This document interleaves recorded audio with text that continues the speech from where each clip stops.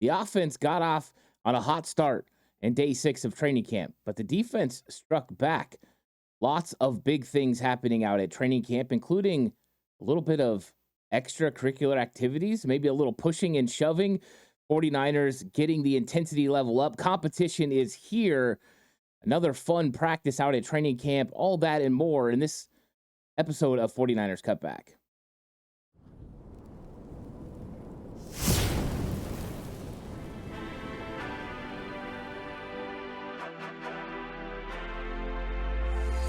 From the alley-oops at Kezar to the glory days at the stick. From who's got it better than us to brick by brick. It's always the 49ers way from off-season to game day. Yeah, we talk back. It's the 49ers Cutback.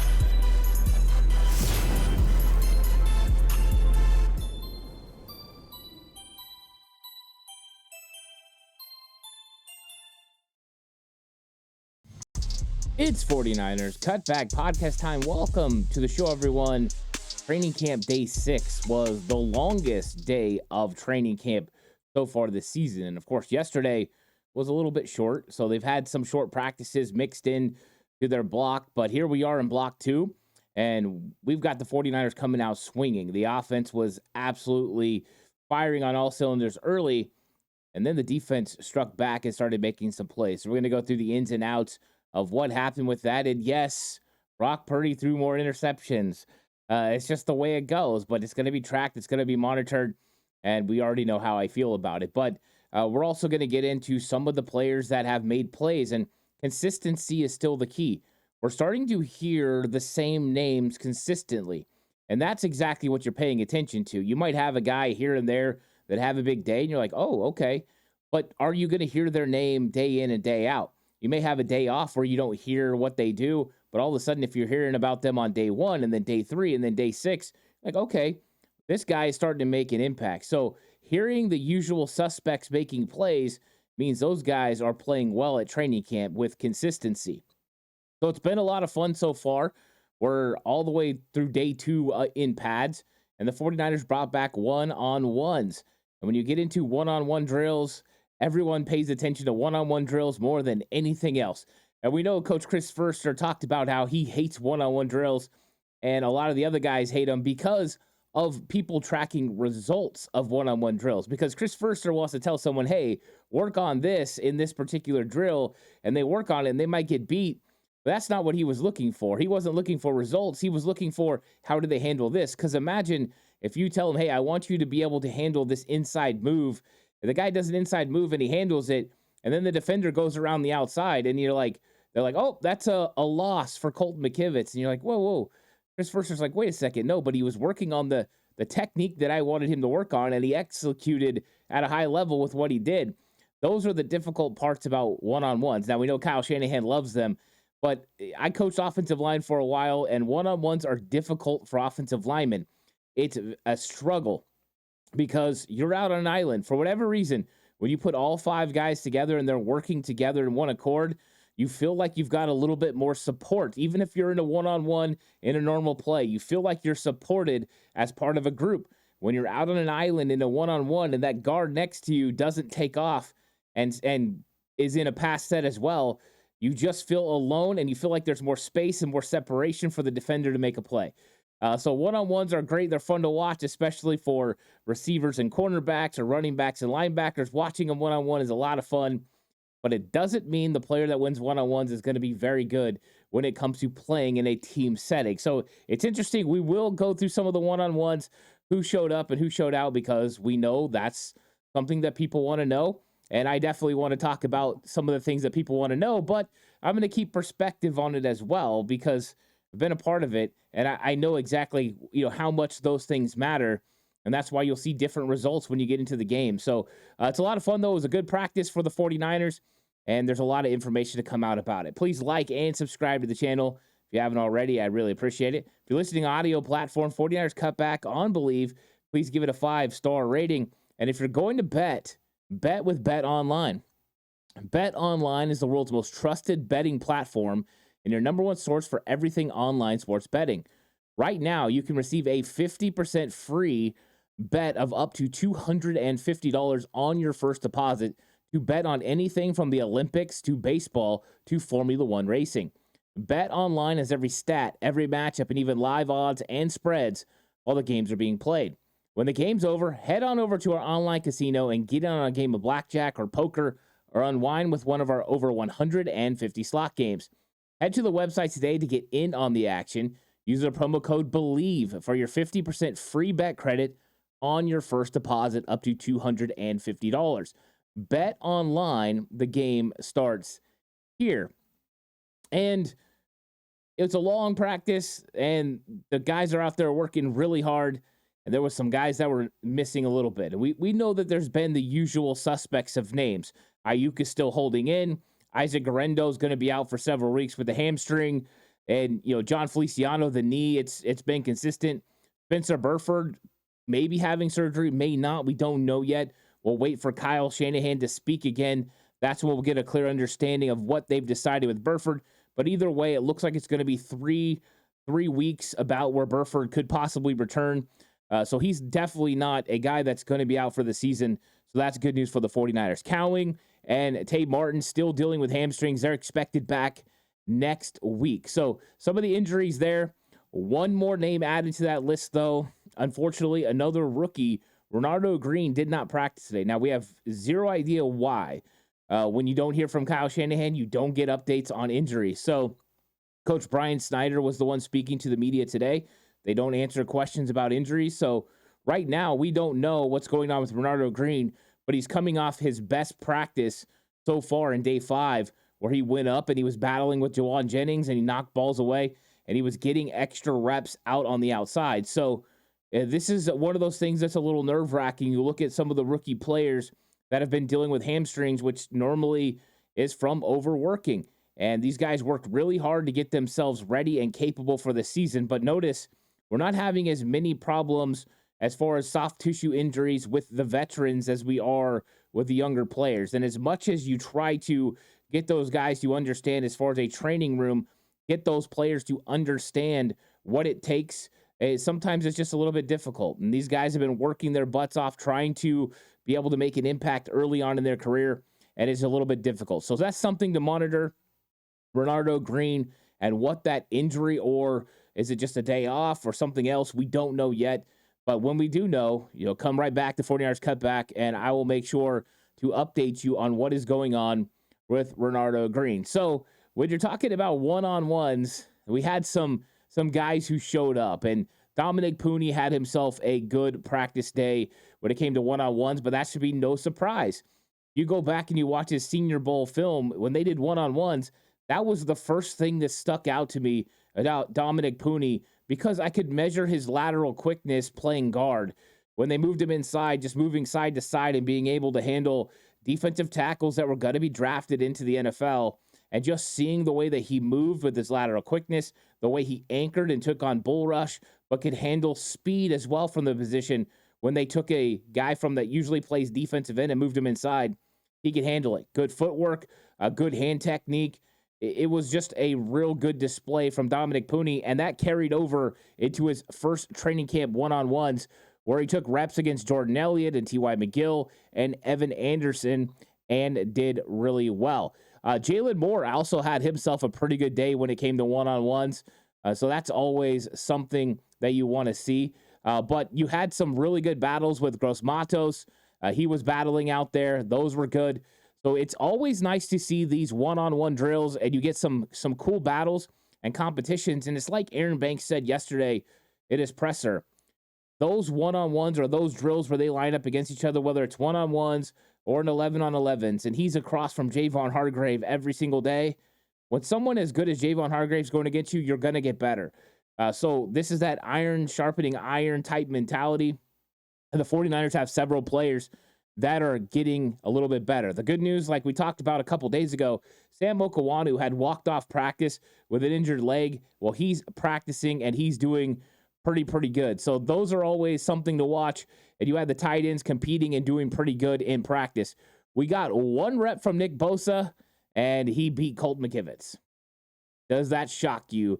Nick Bosa did his thing and got it done. If you're talking about some of the guys who really made impacts in one-on-ones, Jawan Jennings was very good in his one-on-ones. He won in almost every single rep that he took. Danny Gray, this is according to David Lombardi, had the best route of the entire session, where he faked the go with his speed and came back to make a sideline catch versus Womack. The threat of the speed. This is something I've talked about when it comes to Danny Gray, and you could probably put Jacob Cowing in this category again. When you've got the real threat of running a go route, that means that cornerback, if you can get him into his normal position where that corner is supposed to flip his hips and run, because there's a certain time he's going to give you cushion, and then at some point he's got to flip his hips and run, because if he doesn't, you blaze right past him. Well, with a guy like Danny Gray or a guy like Jacob Cowing with elite speed, that timetable quickens. That cornerback's got to make a decision earlier.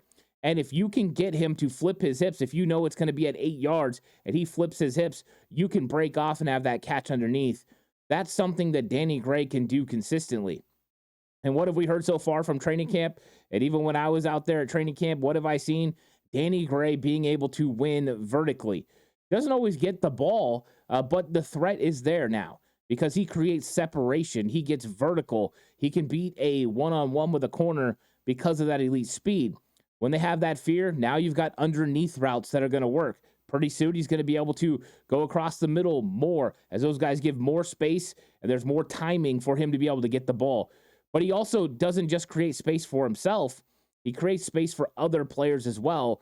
Guys like Deebo Samuel and George Kittle who can break off routes underneath, and he can take that safety deep and then create separation between those linebackers who want to get a good drop but have to play the running back, Christian McCaffrey, and the safety who has to play that deep third or deep half depending on what they're running. And then that's where you get separation for those guys to make plays. So Danny Gray and Jacob Cowing's speed is going to be significant. And here's a case where we see Danny Gray winning in a one-on-one. But how much credence am I going to give it? The same I would for all one-on-ones. I'm happy he did it, but that's a tough situation for a cornerback being out there. There's no pass rush.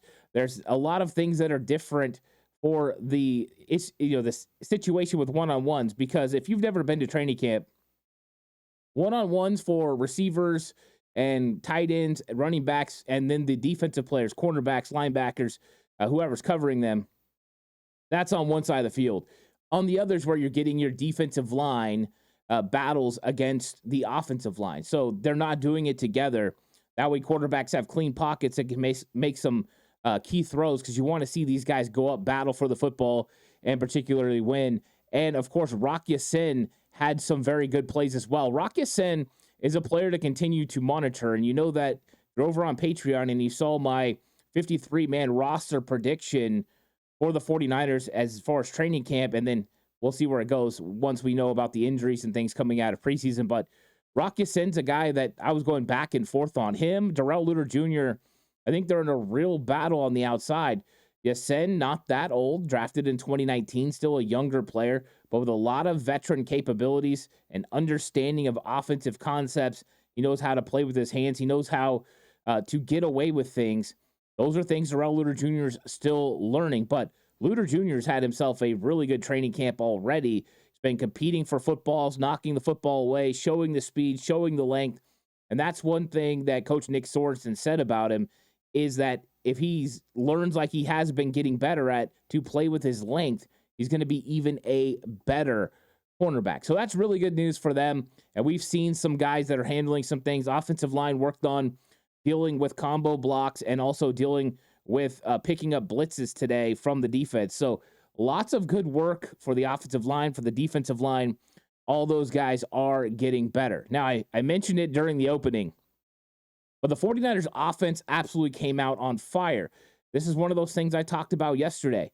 It's going to be offense striking and then defense coming back, and defense striking and offense coming back.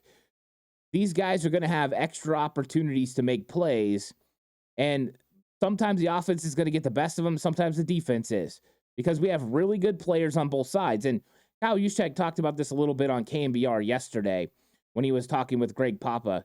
He talked about the fact that they're not scheming anything. You're just putting an install. So it's just day 6 of install, whatever it was supposed to be. And the defense is doing the same thing. Sometimes it doesn't look good for you because the matchups are a little bit different. And so you started seeing things for the 49ers offense that were getting going. You had, Brock Purdy really making some throws out there, including striking on his first 7 passes, including a 60-yard touchdown pass to Deebo Samuel. And this is what's funny. If you watch Twitter and you go onto Twitter, you're going to see people talking about the fact that Deebo Samuel didn't win and didn't dominate in his one-on-ones very consistently. Yet when he gets out on a one-on-one with Isaac Yedem during the 11-on-11 session, he ends up with a 60-yard touchdown where he created separation on his own to get a touchdown. Things are just different. It was a nice pump fake from Brock Purdy, and then he hits Deebo on the long one. And Isaac Yedem froze on the pump fake, and that's one of the effects. You get used to somebody breaking off underneath a certain area, and then they go deep. There you go. Huge. Dropped it right in the bucket and got him the football. And so, once again, what have we talked about almost every single day? Deebo Samuel having a great training camp, and he continued, and this time with a big play down the sideline for a touchdown. And then you also got him going ahead and hitting even more big throws, including a crosser to Deebo Samuel. He got one to George Kittle. And then there is a great throw that he makes where he gets over the outstretched arms of Devondre Campbell on a 30-yard completion to Christian McCaffrey while he is rolling to his left. So against his body, goes over the top and makes a fantastic throw. That's fantastic work from Brock Purdy. And, that's what you're going to have. You have some of these elite plays, elite throws. Brock Purdy made them. And then you have some negative plays as well. And Brock Purdy is definitely trying to see what he can do. Last year, he did the same thing. We've heard that he's got a stronger arm. He's got a little bit more zip on it. He's making a little bit better decisions, but he did end up with 4 interceptions. Once again, I am not fazed by these 4 interceptions. I would be worried if this was a regular season game where he struggled and had 4 interceptions. But even then, we've seen him struggle on Christmas Day and then bounce back and have a great end of the season. So it happens sometimes. You're trying to make things happen, and you throw some INTs. But let's talk about the guys who made those plays. Jair Brown got his 2nd interception of training camp, so he continues to be a ball hawk and make plays in training camp. Demetrius Flannigan-Fowles, welcome back. He was getting first-team reps as Sam linebacker, and he was just in the way of a football. Don't think Brock Purdy even saw him. Ball went directly to Demetrius Flannigan-Fowles, and he made an interception. George Odom has his 2nd interception in back-to-back days where George Odom has made a play. Yesterday was in red zone. So George Odom has been a playmaker for the 49ers. And we heard Coach Nick Sorensen and Kyle Shanahan really saying that Gio has looked good when it came to practices and that he's been a lot better and really feels more comfortable within this 49ers defense. So it looks like George Odom right now is impressing enough that the 49ers might be willing to just roll with what the safety group they have. Kyle said he really likes it, and they're pretty good. We know Malik Mustafa continues to make plays as well. But Deommodore Lenoir also had an interception where he jumped in front of Deebo Samuel and picked it, and they said it would have been at least a pick 6, and that's coming from Deommodore Lenoir as well, where he said, hey, every time I intercept it, I'm going to take it to the house. He had some real cool comments, including a great comment that he had about Brandon Staley. He called Brandon Staley a genius, and he's like the Kyle Shanahan of defense. If that's not high praise, I don't know what is. So Deommodore Lenoir is loving what they're learning from Brandon Staley. They asked for a little bit of an example in the presser, and he talked about the fact that when, how often is a team going to run or a receiver going to run a slot fade against you? Well, he's obviously talking about when he's playing the nickel. And he said the percentages are they're not going to run it every single time. So why are you prepared to stop it every single time? Because if you're preparing to stop it, you're in a different alignment. You're in a different alignment. You're allowing other things to be open. So he's saying, hey, percentages for these other things are more open than they are for the slot fade. So why just go ahead and try to take that away? So I think he's being strategic. He's paying attention to some of the things and concepts that offensive coordinators are running. And he's saying, hey, let's take away this other stuff because the likelihood is the slot fade's going to happen this many times. and you just got to make sure you try to play it, but you got to play everything else straight up. I thought it was a nice, good look at Deommodore Lenoir, and that's what you're looking for. You're looking for, some guys that, can learn from these coaches and make plays, and I think you've got a really good person to bounce things off of with Brandon Staley, a guy that's been around, who understands defense. But imagine that if you have a now Kyle Shanahan type intelligence and genius level over on defense, what that could do. Nick Sorensen, defensive coordinator, Brandon Staley giving that information. I think it's a great group. So, Brock Purdy, not all the interceptions are as simple as Deommodore Lenoir's jumping in front or him just not seeing Demetrius Flanagan fouls. He also had another ball that bounced off a receiver today. Juwan Jennings tried to go up and get one, and the ball bounced off and into the arms of George Odom, who's in the right place at the right time. Hey, no hate. And the thing is, circumstances, whatever they are, Brock Purdy threw interceptions, but hey, it happens. It's training camp. And if this is every single day, I'm sure more and more people are going to get concerned. I will not. So you will not hear me get concerned about Brock Purdy interceptions in training camp. I don't get concerned about a lot of that things. I saw Elijah Mitchell fumble for one of the first times I've ever seen him fumble last Friday at training camp, and I didn't bat an eye because I know when it gets to the game situations, Elijah Mitchell's not a fumbler of the football. Good news is Ricky Pearsall was back at practice, and he got reps during 11-on-11. So he did progress. They talked about the fact if he could go today, it meant he was going to be capable of playing in the 11-on-11 type move the ball drills. And that's good news. That means he's getting out there, he's getting contact, and he did get some contact in this practice because he caught a ball over the middle where he had to go reach behind him a little bit, throw from Brandon Allen, and Eric Harris gave him a nice little hit. Of course, we know Ricky Pearsall can hold on to the football. He's good at taking contact and keeping on going, and he did a really good job. Now, he did later on have a drop. So, Ricky Pearsall is getting involved in the action. I don't think you're going to see very many drops. We're talking about a guy that last year only had 5 drops in the entire season from Florida, and this was his first practice out there. And the ball was delivered by Tanner Mordecai. So, how about that? Tanner Mordecai finally getting some action during 49ers 11-on-11s. He had thrown 0 passes in 11-on-11. So they're giving the young guy a little bit of an opportunity here. They had been just going with Joshua Dobbs and Brandon Allen splitting the reps behind Brock Purdy. Well, they decided to give Tanner Mordecai a little bit of a look today. He did complete his very first pass rolling left and getting it to Juwan Jennings. And so this is a guy that, a lot of people are super high on in Tanner Mordecai. Some even believing that he is a real threat to be quarterback number 2. I don't know if that's the case. I would say reps haven't really proven it, but with every good showing that Tanner Mordecai has, it's going to give him an opportunity for more reps. The best situation for Mordecai is preseason games. Go prove it when you're out there. Be really good in your limited reps. If you get 3 reps in practice, make sure all 3 are really good. That's what Brock Purdy had to do. So there's a blueprint for Tanner Mordecai. We know he's got athleticism. He's really athletic, a 4.5 40, tremendously fast. He's got a pretty good arm. His deep throw accuracy, not entirely great, but let's see what the young guy can do, and let's see if he can get some more opportunities, because opportunities are coming. Look at a guy like Nick Zakelj. Nick Zakelj, again, got first-team reps at center. Now, Ben Bartch is getting first-team reps as well, but they are giving a legitimate look to the 49ers backup offensive linemen. They are leaving no stone unturned. And the thing that's impressive about it is just last year, Nick Zakelj struggled so much with snapping that everyone thought that this was a lost cause, that Nick Zakelj could not help this football team at center.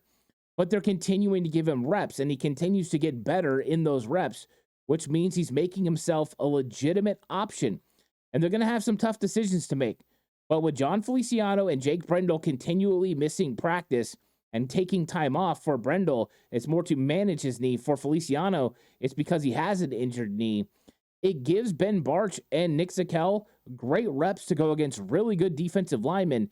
If Zakel's with the first team, that means he's going against Hargrave and Collins and sometimes Elliott and Givens. Those are great matchups. If he can hold on and play well against those players, he's got a shot to produce during preseason and have a chance to make this team. So I think interior offensive line is more wide open than probably anyone believed.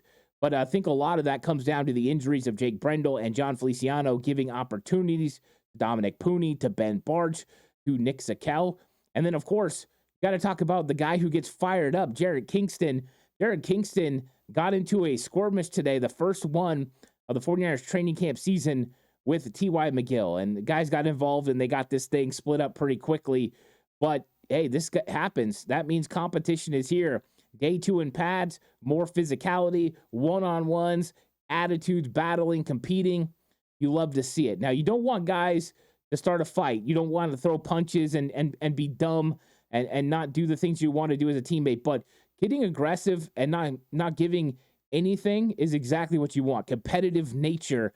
Love to see the fire from Jared Kingston going up against a veteran, a 10-year veteran in T.Y. McGill. That's good to see it. It's good to see that cooler heads prevailed, but in the heat of competition, this is what's going to happen sometimes, and it's nice to see it. Another guy making a little bit of a name for himself in day 6, and this is, he really hasn't done anything so far, is Terrell Owens' son, Tariq Owens.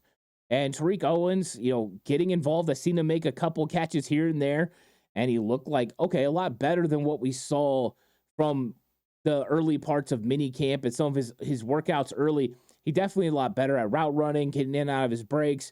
He looked better blocking. There's still a lot of work to do, but here's Tariq Owens going out there and making a play and getting a TD from Brandon Allen. So you've got a shot here where you're seeing Tariq Owens do something. Do I think that Tariq Owens now all of a sudden is in the mix to make this team? No, but I think he's finally starting to get in the mix to potentially say, you know what?